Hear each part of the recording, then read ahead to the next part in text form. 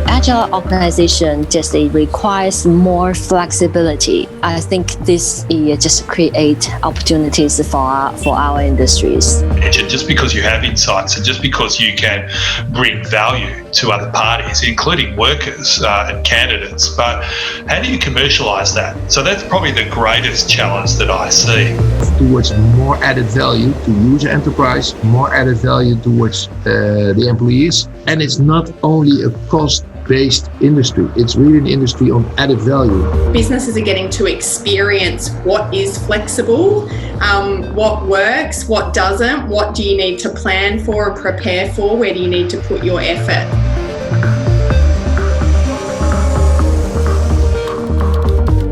For today's episode, we will get insight on the new normal in China, Australia, New Zealand and the Netherlands. Our guests are Ellen Zeng, Secretary General at CAFST, China Association of Foreign Service Trades, Charles Cameron, CEO at RCSA, and Amy Towers, Work Health and Safety Consultant at RCSA, Recruitment, Consulting and Staffing Association in Australia and New Zealand. And finally, Jeroen Kops, Director of ABU in the Netherlands. Now, our host Tom Hadley will guide you to these destinations.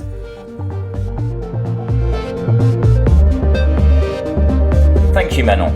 And let's start our latest Worldviews on the World of Work podcast. Let's start by looking at the big picture, and let's start down under with Charles. So Charles, what's your vision for a future world of work in both the short and longer term? From my point of view, Tom, we can look forward to a more coordinated and effectively communicated world of work. I think the reality is that there does need to be a high degree of control of how people work with one another, whether they're service providers, whether they're workforce providers, whether they're contracting firms and otherwise. So I think what we now understand is that yes, as much as flexibility and adaptation is still important, if we lose control of who does what, where, how and why, we potentially lose control of the virus. But from my point of view, there will be a need for more coordination and effective communication, a need for joint planning.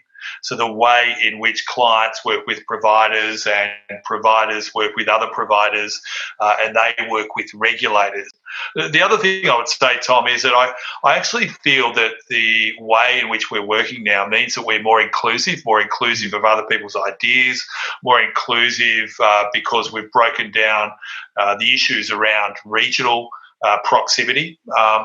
And in so many ways, I actually think we can work better because of that cooperation, better communication, more planning and more inclusion. So look, I'm a pretty positive guy, but I actually think there's going to be a lot of benefits coming out of this experience.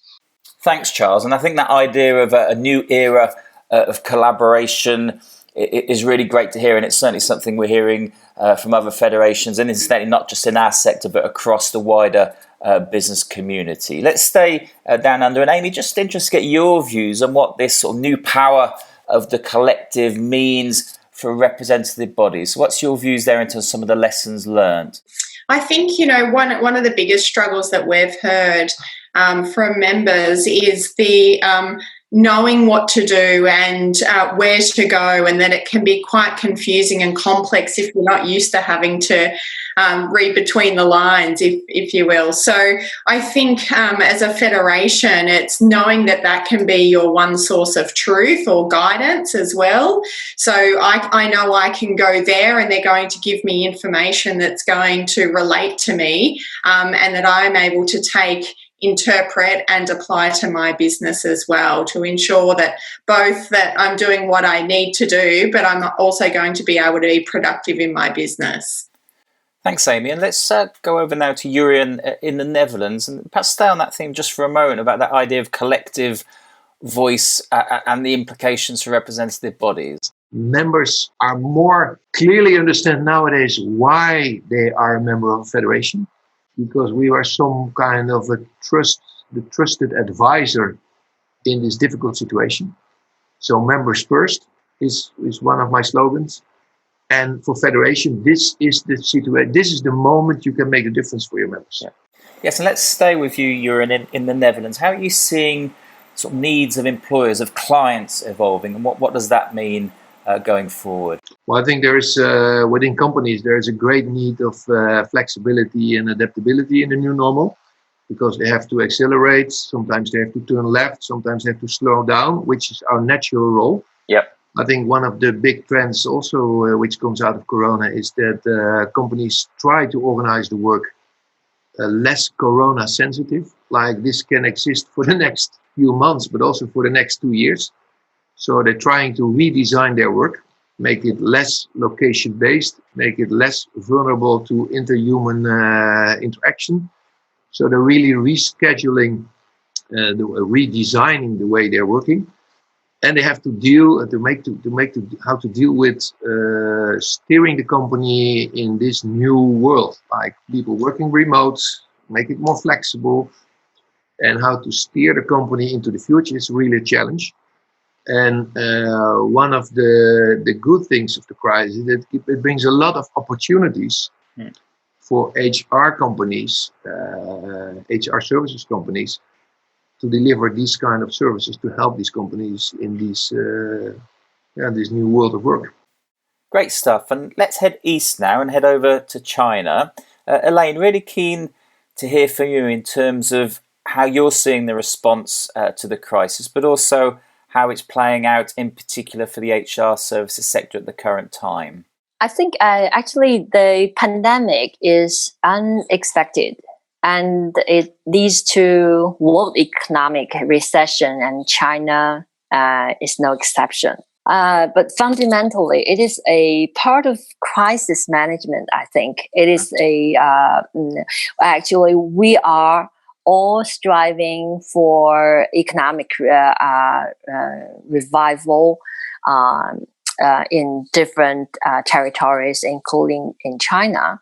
The first half of the year was struggling for our sectors, but we witnessed the opportunities and improvement from the second half. One of our members, as a listed company and a public company, their third quarter reports just shows 5% increment.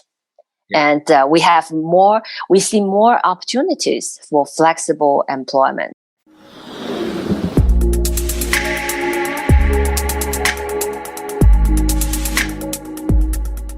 Thanks, Elaine. And let's stay on that theme in terms of the outlook for flexible staffing. So let's come back over to you, Charles, looking at it from the perspective of Australia and New Zealand. What is the outlook for flexible staffing as you see it?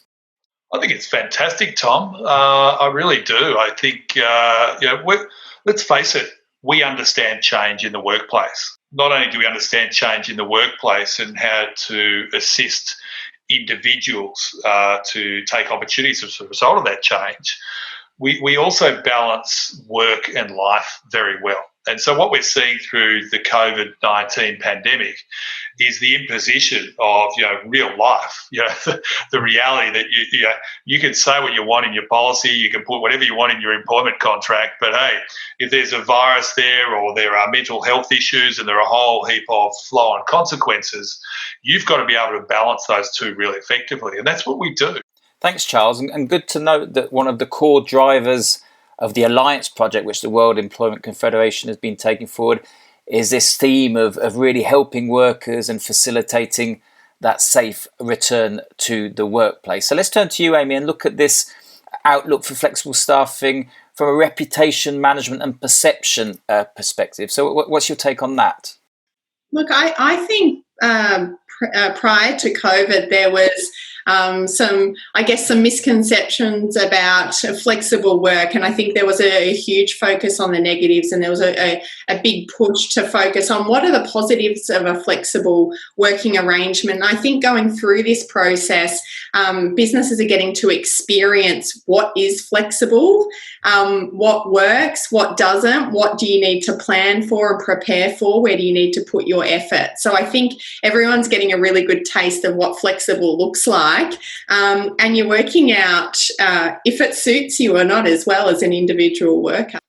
Thanks, Amy. And let's hot-foot it back over to China. And Elaine, keen to get your views on that, on the outlook for flexible staffing, perhaps looking at it from the perspective of the end user, of the employer. And the agile organization it requires more flexibility. I think this just create opportunities for our industries.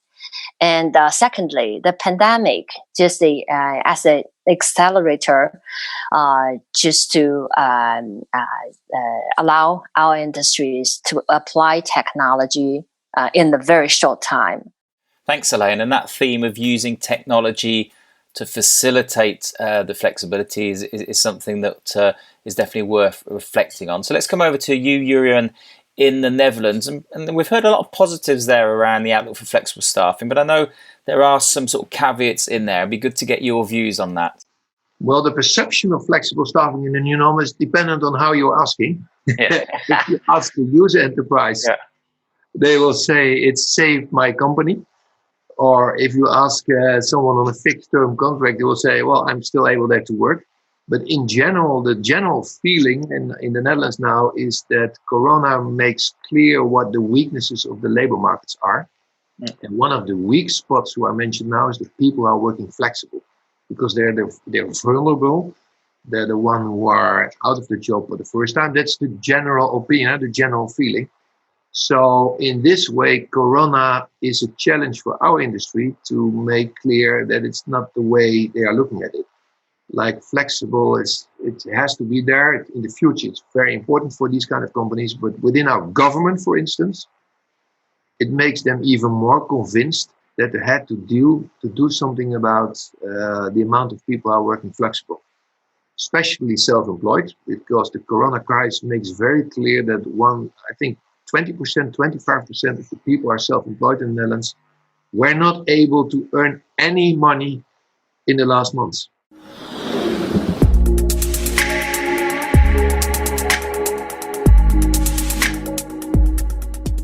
That's really interesting. And whilst we heard a lot about the positive outlook for flexible staffing, what we got there from Jurian is a bit of a reality check in terms of some of the perception challenges that we're still going to need to overcome. So let's move on to a different question, and let's look ahead now at some of the specific challenges facing industry leaders. And let's start with you, Amy. What are you picking up from your members at the current time? So from my perspective and the discussions that I've been having with members, it's going back to what we spoke about earlier, was around compliance and really understanding what is required of me. And with these limitations and restrictions, how can I serve my clients best? What else can I offer them? How can I support them? So there's been a lot of discussions around a challenge with, operating the business and being as productive as possible, but also how do I serve my client and guide them so that they can be as productive as well? So navigating, I think, is probably one of the biggest challenges, navigating this environment and understanding how to work best under the conditions. And the other thing is obviously with more of a remote workforce, that would be one of the biggest challenges. Mental health just seems to be the topic that keeps getting brought up a lot. How often should we be engaging with our workforce? How are our clients managing this as well? Are we doing it well together, or are we doing different things? And what does it look like? And that collaborative approach, I think, will be the answer. So I think there's a few challenges there, but again, nothing that can't be overcome with lessons and sharing of stories and ways to manage it. Thanks for that, Amy. And Charles, anything to add there in terms of hurdles, barriers, challenges ahead for industry leaders? Yeah, look, I think one of the key challenges, Tom, will be that we have a lot of knowledge around working in changing worlds of work. We're adaptive. Let's face it, we are the original non-traditional workers, and now we're of course really able to provide insights to organisations and government and otherwise. the real challenge, and it's a good challenge, is how do we commercialise that? So just because you've got knowledge and just because you have insights and just because you can bring value to other parties, including workers and candidates, but how do you commercialise that? So that's probably the greatest challenge that I see. Thanks for that, Charles. So let's head back over to Jurjen. So if I'm an industry leader over there in the Netherlands, what's giving me cause for concern at the current time? In the long term, it is labor shortage. How and where can we find the people to do the job? Because even within Corona, this is quite an issue because the people are leaving the jobs are not automatically fitting into the new jobs. So this is one of the big challenges, I think, for labor leaders. Also for labor leaders within their own companies is how do we work in this new situation where people are hybrid working at home when they're working at the office. The office is very important for an agency for their cultural corporate feeling. How do we deal with this? How do we make a team when people are working remote, which is really a challenge also for our companies, especially for our companies also. And the third challenge is bring the right flexibility and the right adaptability to the user enterprises. Because the need for flexibility and adaptability for the next 12 or 24 months is huge. Thanks, Jurjen. And we're certainly building a nice long list of challenges there. And let's finish that off by going back over to China. And Elaine, keen to hear from you in terms of what you see as some of the big challenges ahead for industry leaders. How to manage uncertainty is still a challenge. That's the first thing. I think the second challenge is the kind of the business transformation. The business transformation affects two parties. Not only the business transformation of our industry, of our sectors, but also the business transformation and organization transformation of our customers.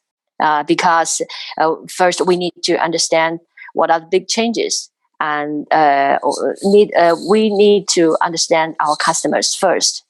Then we provide services accordingly. That affects our strategy and also make change of our business model and our business strategy, and even just challenge our talent capabilities. Yeah, I think there's one part we should never forget. That is still the application of technology. Yes. Yeah. And helping your members to do that. And more. Yeah. Oh, yeah. These are the main challenges. That's just the top three. That's just the top three. Okay, top four.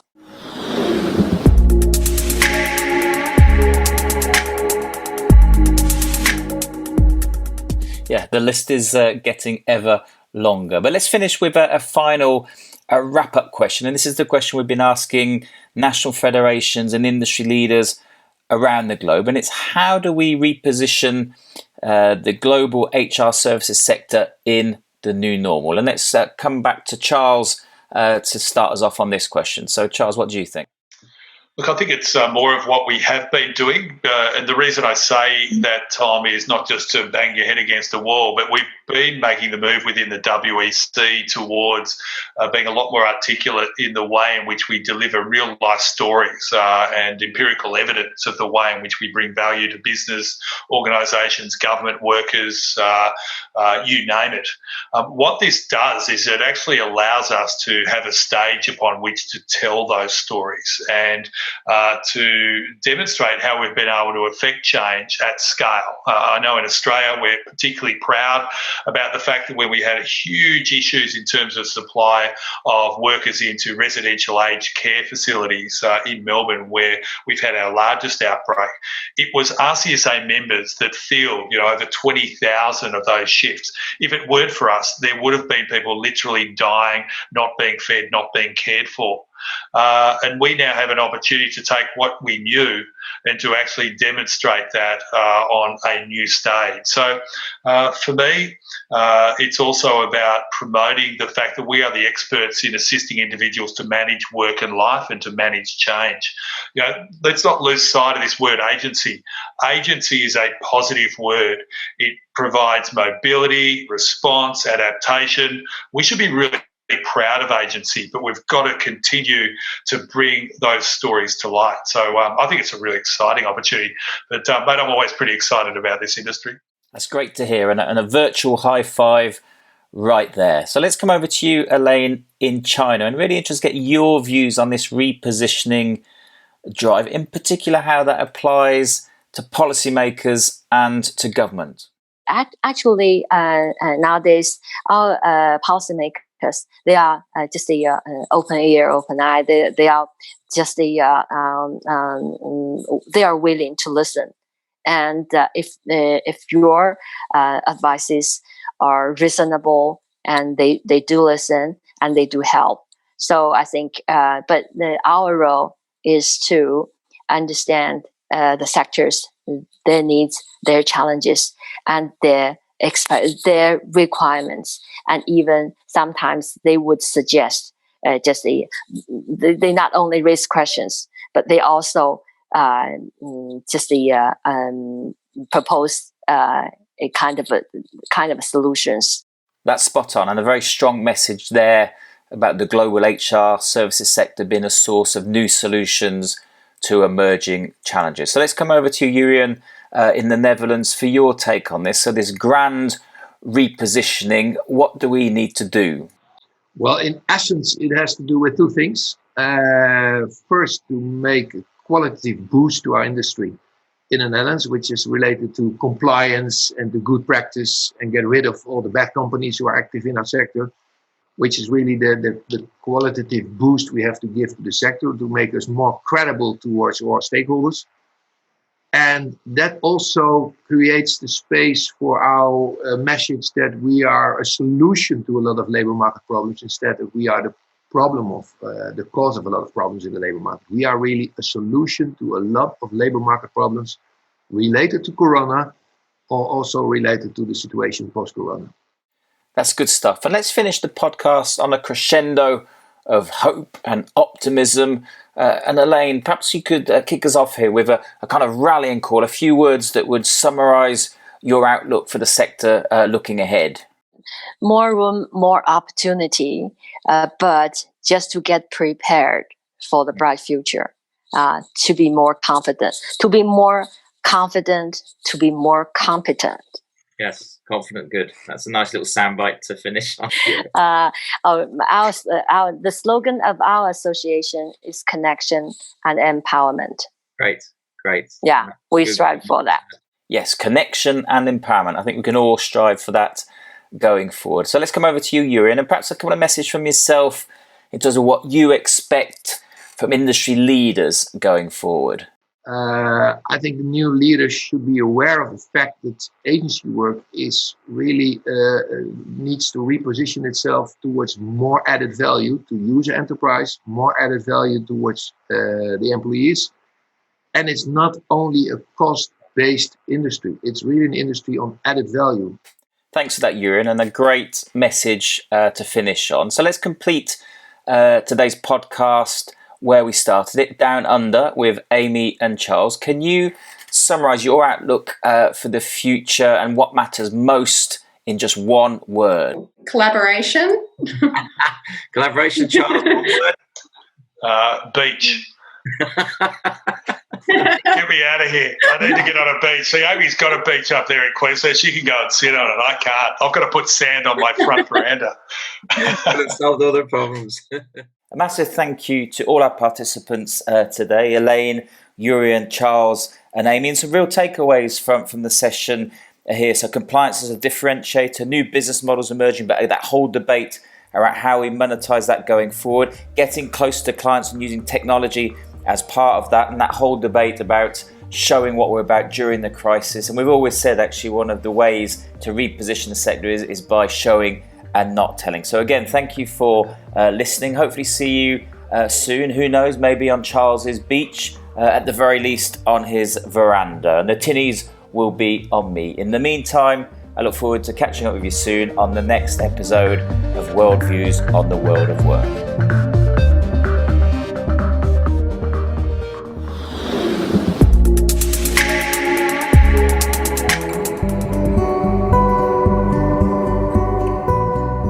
Thank you for having listened to this episode.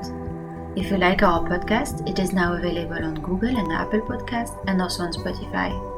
Don't hesitate to share it, and see you next month in other worldwide destinations.